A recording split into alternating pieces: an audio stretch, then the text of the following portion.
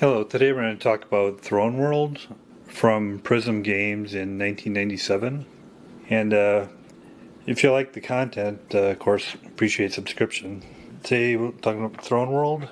Comes in kind of a standard bookshelf kind of box. The art is fine. It's the Galactic Conflict during the Servants' Revolt. The idea is that there's an empire, and unfortunately they were vanquished by the Great Plague. For most of its few remaining forces have been withdrawn to protect the Imperial homeworld. And now these servants are revolting.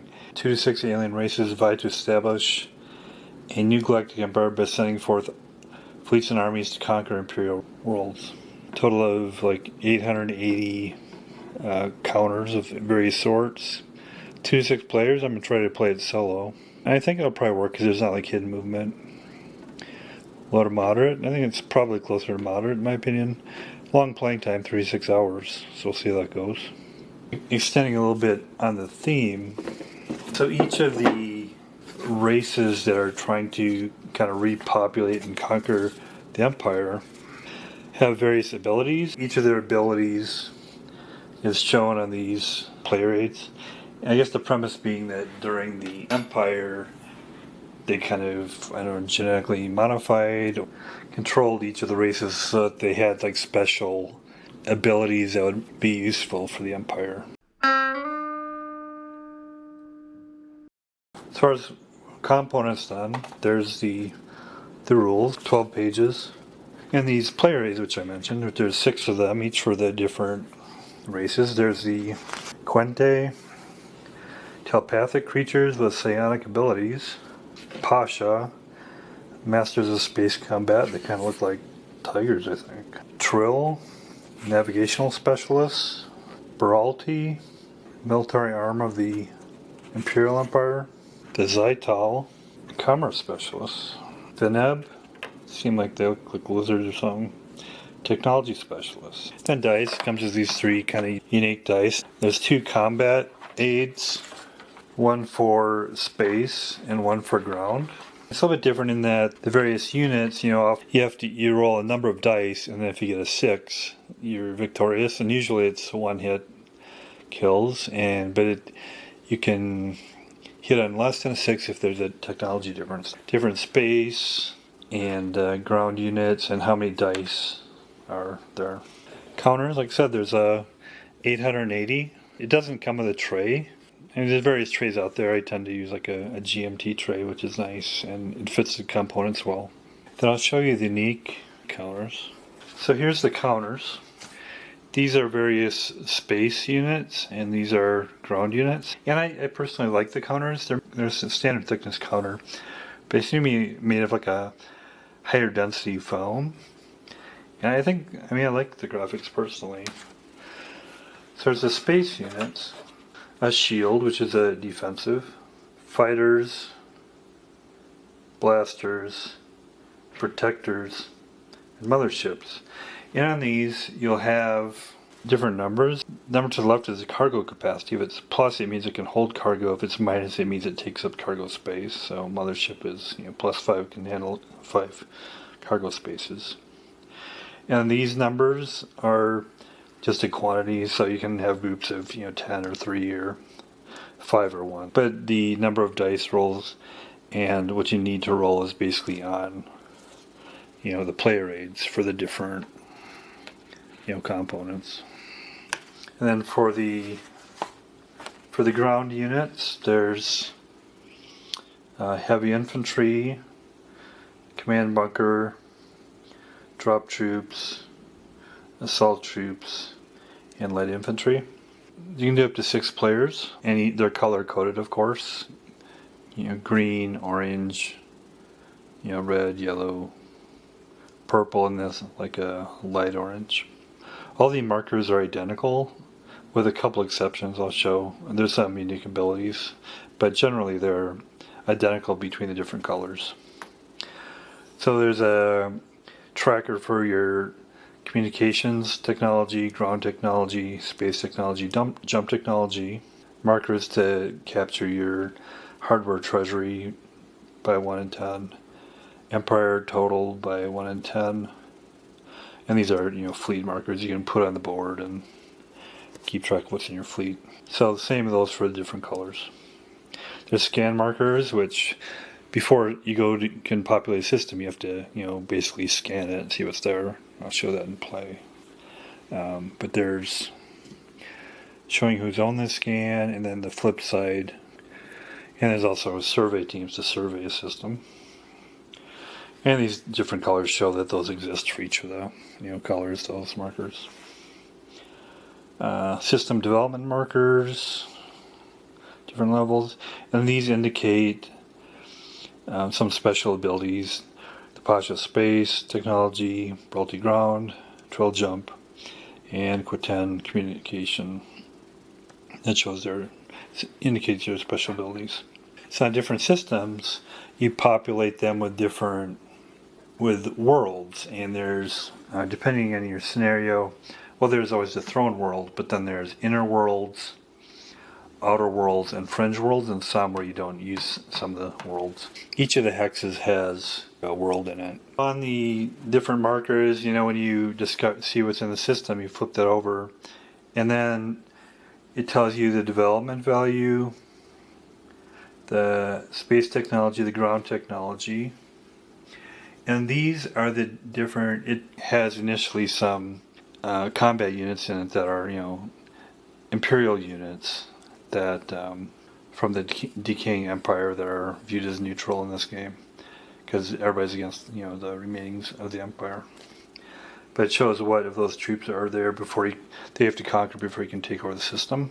Another interesting aspect, you randomize, you get these different actions. You have some in your that you can use. You can kind of draw them randomly. There's action, there's events. And I kind of like that aspect of it because it adds a lot of replayability. So the action, you can get economic booms, which is a good thing. Hardware return, which is you can transfer units. Intercepts, jams. Sabotage. Artifacts, where you can basically improve your technology levels potentially. And then the event chits are Imperial attack and then Imperial attack +1, where you can use neutral Imperial forces to attack on a non-throne world owned by another player. A scientific advance, which is the potential of increasing your technology. Imperial sabotage, which using neutral units to sabotage. Rebels, using neutral Imperial units that kind of come on your side and attack. This would delay production. It slows it down on the production map I'll show, and advance production. So I think very well done. And then lastly, for the counters, depending on how many players are playing, some of the systems won't be in play. You just mark that with that instead of putting a world marker on there. Depending on the technology levels, some units may have attack or defense advantage over the others, and that's indicated by these markers on the battle mat. This is a production marker. When you jump, sometimes it's important to mark the origin of your jump, and that's what these markers are for. It indicates a jump for a given fleet. And then here's the map, which I appreciate it's board mounted and well done. It's not a super huge map. It's like 22 inches by 16 inches or so. Man, it's pretty busy. It's got a lot going on. I suppose some people may not like that, but they try to capture it efficiently, I guess. Each of these hexes is a system with a world, and here's the throne world, the center world. So in each of these, there's what the system is, the type of world. You have scans are being performed or it has been scanned. What the space troops are, and what the ground troops are. So that's what each of these has. It's a little bit weird how they have them like different code boxes for the letters, but I think it works, And then also you have a nice list of your sequence of play. You have your map key of what I just described. Production chart, this is interesting. It looks a little bit complicated, but it's not. Generally, you only produce every other turn, it seems. Although if you have an advanced or delayed production, that'll either speed up or slow down these paths, and that's all this is showing. You do the heavy aerial arrows if there's no production event, but if there is, then you go in the shortcut paths or long cut paths to according to that. Either it's production advanced or delayed. That's all that is. And also, of course, the battle marker shows you where the battles are coming. So when you mark on there where battle is with the battle marker, then you take out your and say, okay, well, in this system now, I'm performing this battle, and then these are the battle maps you'd use to resolve in that system. And you randomize player turn order, and then like I described, system key. So it's got all the information you need here, which I think is really nice. So the goal is to take a set number of systems for a number of players. Full turn goes expansion, empire, and then the end. It's a little bit, and then when there's a victory attempt, it's a little bit different. So I'll go through setup. Decided to do a 2-player. There's different configurations based on the number of players. Obviously, the fewer players, the fewer systems that are in play. The black ones are not in play. These are fringe worlds, these are inner worlds, these are outer worlds, and then home worlds and throne worlds. So here's the setup. You randomize which players you have, and I chose ones, I mean they're all different, but I chose, they seem like significant differences. I took Venab. Special abilities, Venab may attempt a second roll to improve a technology should a given research attempt fail. And then the Trill are navigational specialists. Special abilities, the Trill are the masters of jump technology. In addition, Trill light infantry may drop invade. So then you start up with the Empire production of 10, which I've shown here for both. Homeworld treasury of 10, I've shown there. Set up the homeworlds. You randomly draw, the fringe and outer and inner and throne world. There's different throne worlds too. So you don't know what they are until you scan them, but you randomly place them on the board. I put the action and the event in these little boxes because I'll draw them to randomize. Each one has 2 command bunkers on the ground on their homeworld to there, and then in space they have 2 survey teams and 1 shield. So that's what they've shown for each of them. And the ownership is in the 1 box of control systems, indicating that they each have 1 controlled system there. I rolled to determine the order, and orange is going first. Then you draw 5 action chits. You would hide them from each other, but since I'm playing against myself, I'm just showing them. So Venab has Sabotage 3 artifact, actually 2 artifacts, 2 jam hardware returns. Trill has Intercept hardware return, Economic Boom 6 and 3, Jam Intercept and Sabotage 3. And then you put the production marker in the start location, and the different game markers for orange and attack, defense, and battle here. That's set up, and then we'll get into play. So after setup and before we get into the first regular round of play, you're allowed to do an outreach, 1 time right at the beginning of the game. Players may simultaneously make 2 survey team jumps, and then, if desired, spend treasury credits to buy units at their homeworlds and adjust your markers. So they each had 2 survey teams, so each of those jumped to neighboring systems. For each of them, I thought it'd be good to have a mothership, and they only cost 6, and I had 10. Just did that. Accordingly, you had a mothership under the space, and it doesn't say anything about requiring to do the production runs to do that. It just says you can place them in your homeworld, so I assume that's just for the first setup there. Then we'll get into play. So we'll go through a turn here, kind of show how it plays out. I'm on turn 10. So orange, I should say the Venab, are going first. I randomize that. So nice chart here of what to do. First expansion, 1 transfer or up to 3 jumps and scans. Right now, the comm technology is 2, and the jump technology is 2, so they can go 2 hexes from where there's a command center. And there's only one in the homeworld right now. One thing I want to do is I want to conquer this world here. So I'm going to jump these space and ground forces here. And I have several ground forces, but I also have a protector and a mothership which can carry, ground forces and fighters. I didn't want to develop this world because it has 0, development.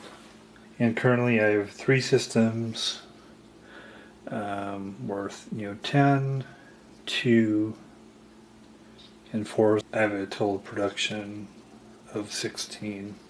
And I've been developing several units during the turn. And this is a production turn also. So that's 1. I did a jump.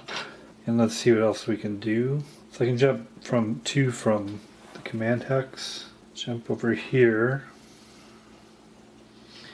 And then next turn I will just put a marker there now, but I'll see what the scan gives me next turn. Just 2. Let's see what else we can do. Doesn't look like I'll do anything else there. So the result of moving into that system, since there's adversary forces, there will be a battle. So first you do space, unless there's drop troops you can do, but I just want to keep all mine together, so I'm just gonna not drop the troops yet. So I'm the attacker. I'll indicate where the battle is happening here. And so what the defending units have, but it's 4 blasters and 3 light infantry. So it's simultaneous combat, but we'll just first let's look at the technology and see who has a bonus there. They have a space of 3 technology compared to the Venab, which unfortunately only have a 2 space technology. So the defender has the bonus, so they get a +1 in their hits. So we'll go here. So the blaster, so he needs a 6 or more to hit. Protector, nope. Mothership doesn't fire. The fighter, nope. And then so they have 4 blasters. So this may not be a wise choice to attack this guy. He's got 2 dice, and he's got a bonus of 1, so he needs a 5 or 6. Hit. Miss. Hit. Hit. That's pretty devastating, and it turns out the mothership's gone, and you lose the cargo of the mothership, so there's nothing to transport the fighters, so that's gone as well. So that was actually a pretty devastating loss. And then since the heavy infantry were on the ship, they're lost as well. So that was not successful, to say the least. So after that devastating loss, they can play an action shit, and they'll do an artifact, which means that they can do 2 research attempts. So I'll do that. So to improve jumping 2+, no. To improve, they'll do jump again. 2+, yep. So they advance that at least. And then they draw another action ship. So then we go to the Trill. They have this fleet here. This system doesn't have any development values, so they're gonna jump into this system and then prepare to do combat there. And then this one the survey, so their jump and communication technology is at 2, so they can go 2 hexes away, and then they'll go here, do a scan, see what it is next time. He can also move 2, and he's going to start moving towards the Throneworld. So he's going to move here, and he's going to also place a scan to see what it is next time. Now they have combat, and they're not going to do any. So they can do light infantry jump, since that's one of their things, but they want to keep their forces together, so they're not going to do an early jump. And let's indicate where that battle is happening. They don't have any space units, but they have a ground technology of 2. Guess we'll be going to the ground combat for this. So they have 2 command bunkers, 4 troops actually, 2 light infantry. So since there was no space battle, we can skip that step, and the troops that are transported on the ships will go directly.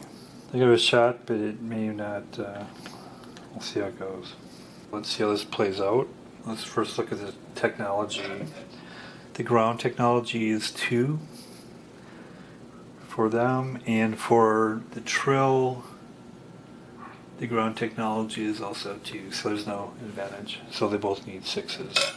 The heavy infantry, so they need, good thing about heavy infantry, they need 2 hits in 1 round to destroy them, so that's why they're a bit heavier. Of course. They get 1 hit out of 3 there. More here. No. Then the light infantry can roll 2 dice. No. Okay. And simultaneously, so the defender gets 1 dice each of the light infantry. Nope. So there are command bunkers, so they get 2 dice since they have command bunkers, so it's pretty heavy duty. Nope.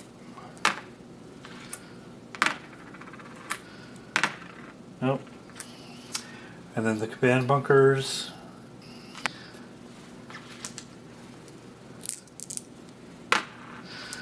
Oh, okay. So then let's repeat again, and again they have to go against the command bunkers first.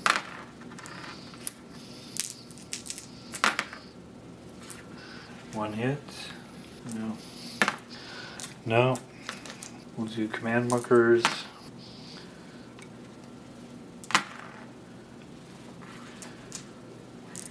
And then the assault troops get 2 dice again. Yeah. Yeah, doesn't look like it's going to be a successful campaign here. Alright. Now it's not looking good because they need 3 hits on a command bunker to destroy it. Unfortunately, retreat is only an option in space combat. It's not in ground combat. So I really got myself in a tough situation here. And it's not recoverable at all. They were unable to defeat the command bunker, and now they're kind of sitting ducks.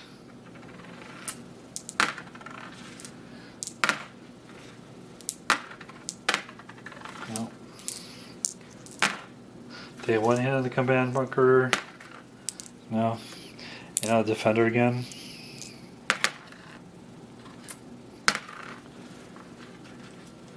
Assault troops. Yeah.